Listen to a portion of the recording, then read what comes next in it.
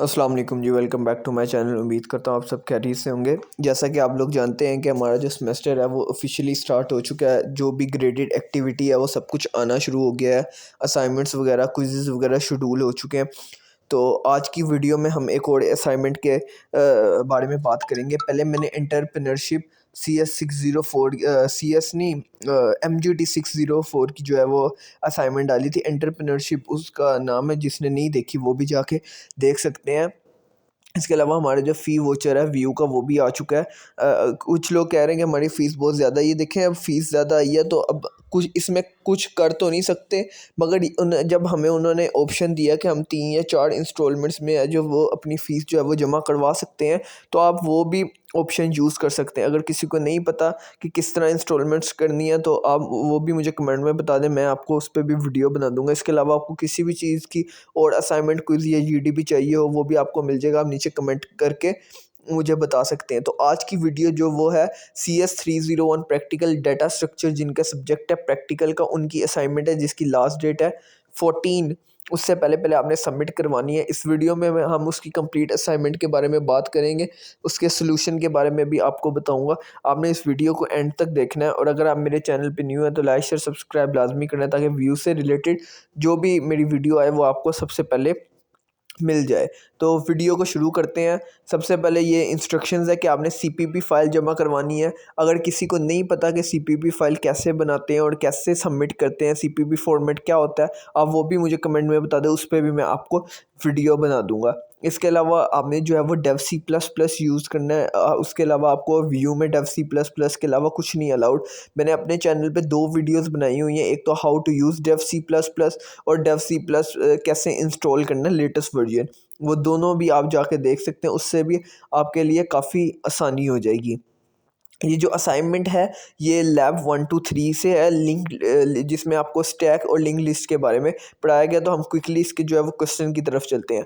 You have to create a C++ program for office task management. कि आपने C++ programme बनाना है office task management के लिए using stack को यूज़ करना है, और इम्प्लीमेंटेड विद लिंक लिस्ट और लिंक लिस्ट को यूज़ करना है। The objective is to develop a computer program. के मेन ऑब्जेक्टिव ये है कि आपने एक कंप्यूटर प्रोग्राम डेवलप करना है that allow user to efficiently handle their task. कि जो यूज़र को अलो कर रहा हो कि आपने वो अपने जो टास्क को हैंडल कर ले। लास्ट इन और फर्स्ट आउट डाटा स्ट्रक्चर। जिन्होंने लिंक लिस्ट पढ़ी है तो उन्हें पता है कि लास्ट इन और first out data structure link list को ही कहते हैं। The program should allow office employ to add remove और display task in a stack. कि ये जो प्रोग्राम है ये अपने ऑफिस एम्प्लॉय को अलो करेगा कि वो ऐड, रिमूव और डिस्प्ले टास्क कर सकता है स्टैक के अंदर। अब हम इसकी रिक्वायरमेंट्स की बात करते हैं। You are required to implement a stack data structure using a singly linked list. क्या आपने सिंगल लिंक्ड लिस्ट यूज़ करना है, और जो स्टैक है उसमें कलेक्शन ऑफ जो टास्क हैं वो मैनेज हो सके। Implement the following operation on the output console. के ये चीज़ें आउटपुट कंसोल पे आनी चाहिए। आउटपुट कंसोल का मतलब कि जब आप इस प्रोग्राम को रन करें तो जो स्क्रीन पे ये 5 ऑप्शन आने चाहिए। सबसे पहले push a task, pop a task, display the top task and display the entire task. ये सारी चीज़ें आनी चाहिए।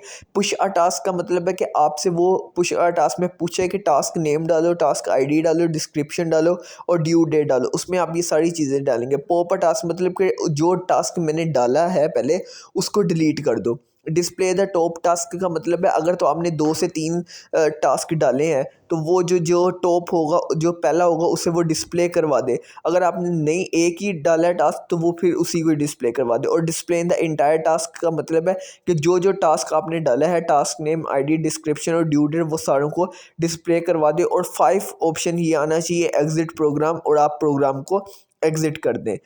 कंसोल स्क्रीन पे ये 5 चीज़ें आएंगी तो आपका प्रोग्राम वो एक्सेप्ट करेंगे।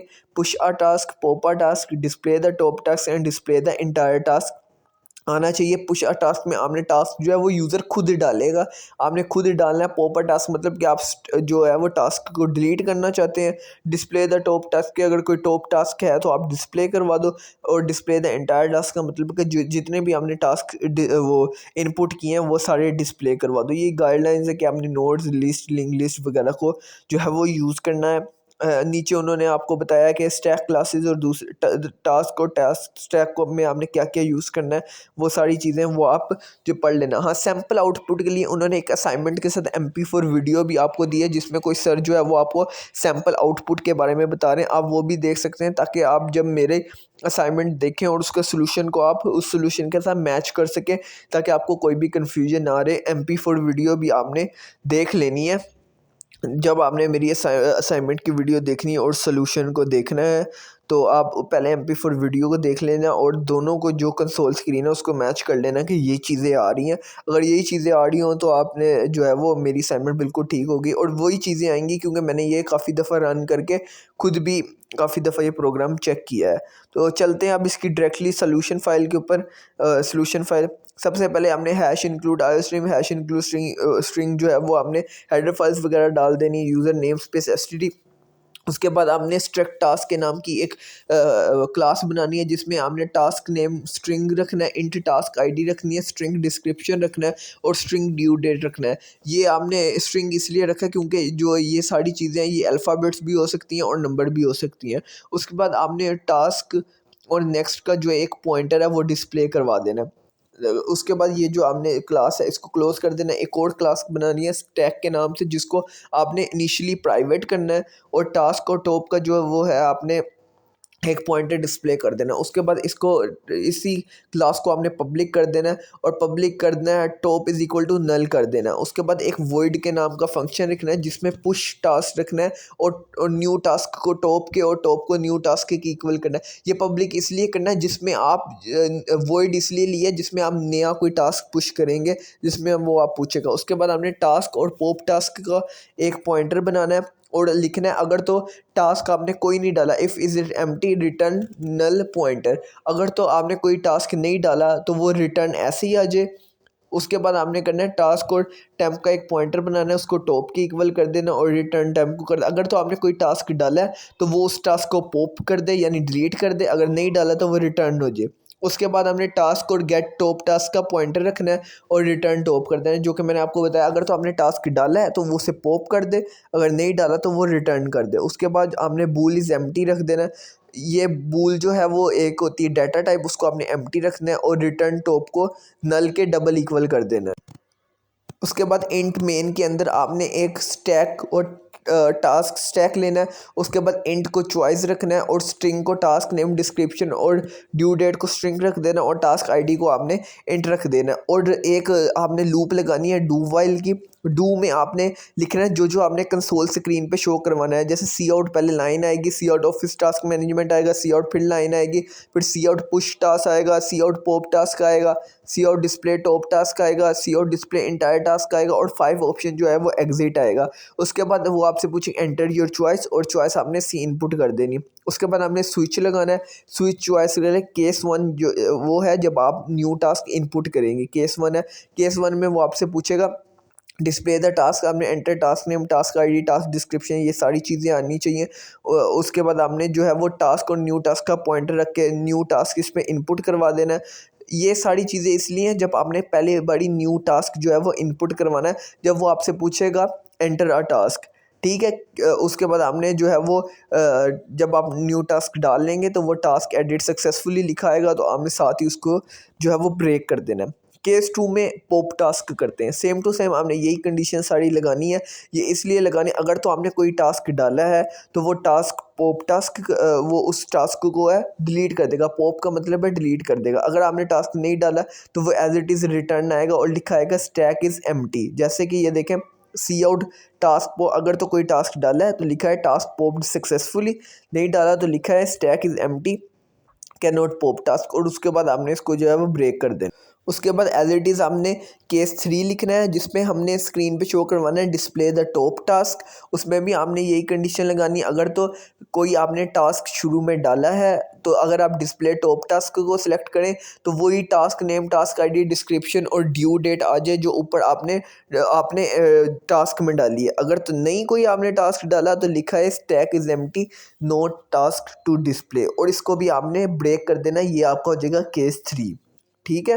अगर तो शुरू में कोई टास्क आपने डाला है तो वो ठीक है, वो एज इट इज़ शो कर देगा। 2 से 3 डाले हैं तो वो जो उसमें से टॉप होगा उसको कर देगा।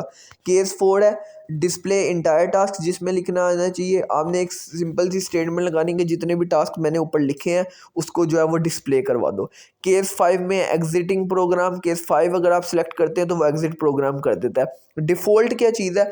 डिफ़ॉल्ट ये है कि अगर आप 1 to 5 के ऑप्शन के अलावा कोई चूज़ करते हो तो वो लिखे आएगा invalid choice, please enter a valid option, कि आप 1 to 5 में कोई वैलिड डालो। और वाइल आएगा choice is less than equal to 5, कि आपने 5 तक ही कोई चूज़ करना है, और रिटर्न 0। ये जो है हमारा कोड कंप्लीट हो गया इधर। अभी मैं आपको इसको रन करके दिखाता हूँ ताकि जो है वो आपकी कोई भी जो कन्फ्यूजन है वो आपको ना रहे। अभी हम इसको रन करने लगे। जैसे ये देखिए, जैसे मैंने रन किया उसने मेरे से 5 ऑप्शन पूछे। एंटर अ न्यू टास्क, मैंने 1 सेलेक्ट किया है। पाँचों ऑप्शन मैंने कोई भी मैं डाल रहा हूँ। Task name computer, task ID मैंने डाल दी 1 2। ये देखें मैंने इसकी डिस्क्रिप्शन डाल दी डाटा, और नंबर 4 मैंने ये देखें डाल दिया 1 4। देखें ये आ गया, ये मेरा लिखा है टास्क एडिट सक्सेसफुली। ठीक है, अब मैं नंबर 3 को चूज़ करता हूँ। देखें ये जो मैंने ऊपर टास्क डाला था डिस्प्ले द टॉप टास्क, वो लिखा आ गया। अब मैं नंबर 4 को सिलेक्ट करता हूँ। देखें जो मैंने डिस्प्ले द इंटायर टास्क को सिलेक्ट किया वो सारे उसने जो है वो टास्क भी डिस्प्ले कर दिए। देखें अब मैं आपको इसको दोबारा रन करके दिखाता हूँ। देखिए अब मैं दोबारा रन करता हूँ। मैं दोबारा देखें 1 चूज़ करता हूँ। अपने मैं टास्क डालता हूँ, टास्क कंप्यूटर डाल दिया मैंने, टास्क आईडी मैंने 1 2 डाल दी, डिस्क्रिप्शन मैंने डाटा डाल दिया। देखें डाटा डाल दिया, और उसके अलावा मैंने ये 1 4 डाल दी।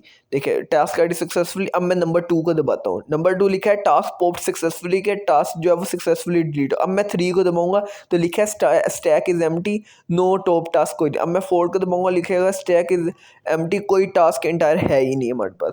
तो देखें जो उन्होंने हमसे डिमांड की थी हमने पूरी कर दी, और ये जो कोड है ये एक्यूरेटली रन हो गया, और ये बिल्कुल ठीक है। कोड मैंने आपको दोनों तरीक़ों से रन करवा दिए, चारों ऑप्शन और पांचों ऑप्शन मैंने आपको इसमें जो है वो रन करके दिखा दिए। इसका मतलब हमारा जो कोड है वो बिल्कुल एक्यूरेट है। ये थी CS जो डाटा स्ट्रक्चर प्रैक्टिकल की असाइनमेंट, जिसकी लास्ट डेट 14 है।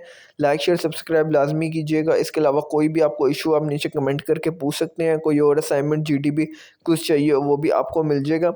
वीडियो को पूरी देखना है आपने, ताकि आपको कोई भी कन्फ्यूजन ना रहे, क्योंकि ये कोड है इसमें गलती हो सकती है। तो आपने बहुत ध्यान से ये कोड लिखना है, और कोई भी मसला आप नीचे कमेंट करके मेरे से पूछ सकते हैं। मिलते हैं अगली वीडियो में।